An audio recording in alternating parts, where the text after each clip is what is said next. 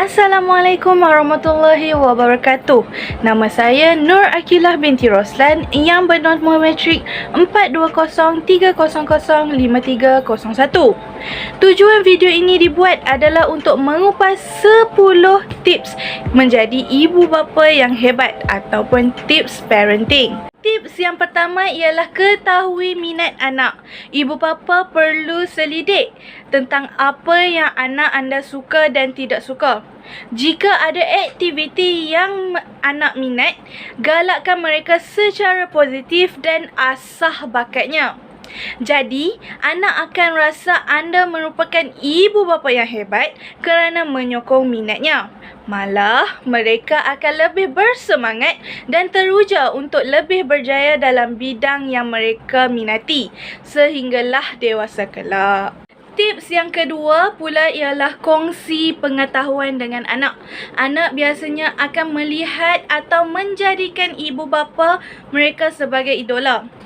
Jadi, apa yang ibu bapa suka, mereka akan sama menyukainya. Luangkan lebih masa untuk berbual dan kongsi pengetahuan dengan anak. Dengan hanya menonton televisyen bersama anak, melancong, bermain di taman atau membeli belah di pasaraya, ibu bapa mampu berkongsi pelbagai pengetahuan kepada mereka. Tips yang ketiga ialah memberi peluang pada anak-anak untuk membuat keputusan. Apa jua perkara yang melibatkan anak, pastikan anda berkongsi dengan mereka dan meminta mereka membuat keputusan bersama. Untuk melatih mereka menjadi seorang yang berdikari dalam membuat keputusan. Mulakan dengan perkara yang mudah, contohnya warna baju yang ingin dipakai atau menu makan malam pada hari ini. Anak-anak akan rasa lebih dihargai apabila keputusan mereka diambil kira. Tips yang keempat ialah minta maaf jika anda membuat kesilapan. Kita tahu bukan mudah meminta maaf, namun anda sebagai seorang ibu atau bapa yang hebat jika meminta maaf mengakui kesalahan yang anda lakukan pada anak. Buangkan ego jauh-jauh dan tanamkan niat mendidik anak. Kita pasti tidak mahu mereka mencontohi kesilapan yang kita lakukan. Tips yang kelima ialah memuji anak. Setiap kali anak membuat sesuatu yang membanggakan, pujilah mereka kerana ia membantu menaikkan semangat anak-anak. Kadang-kadang, ibu bapa terlalu sibuk sehingga hanya nampak kesalahan anak. Semasa anak bermain dengan elok, tidak bergaduh, mengemas mainannya, ibu bapa tidak nampak tetapi hanya nampak kesalahan anak sahaja. Jangan begini ya. Seterusnya ialah tips yang keenam, iaitu elak beri tekanan pada anak. Jangan keterlaluan dalam memaksa mereka membuat sesuatu yang anak tidak suka. Pasti ada sebab kenapa anak tidak suka membuatnya. Seelok-eloknya cuba tanyakan kenapa mereka tidak menyukai sesuatu perkara tersebut.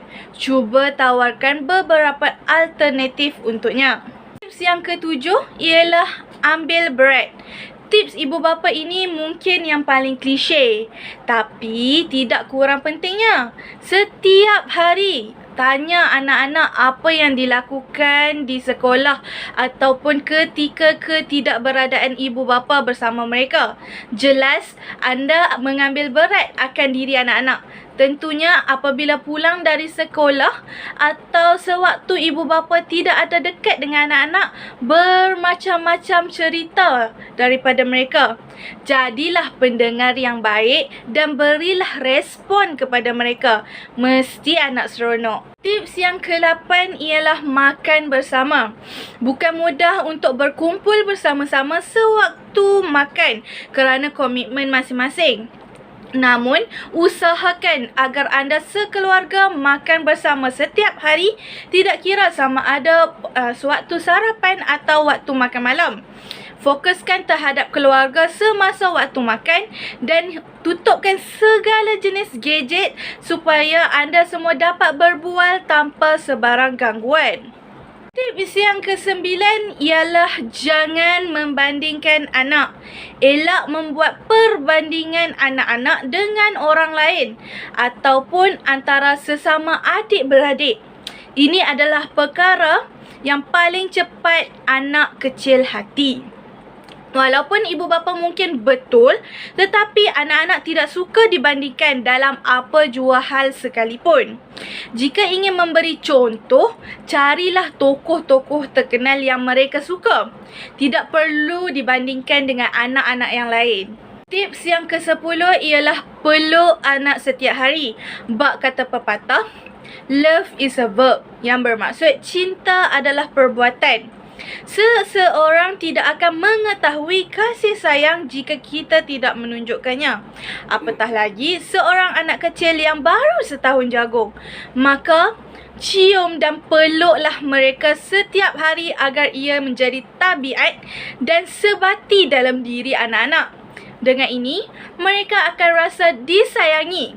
Percayalah, walaupun anak-anak sudah dewasa, mereka akan tetap merindui pelukan ibu bapa mereka. Sekian sahaja daripada saya, 10 tips menjadi ibu bapa yang hebat. Diharapkan ibu bapa yang baru boleh mengikut tips-tips ini untuk menjadi ibu bapa yang hebat. Itu sahaja daripada saya. Bye. Assalamualaikum.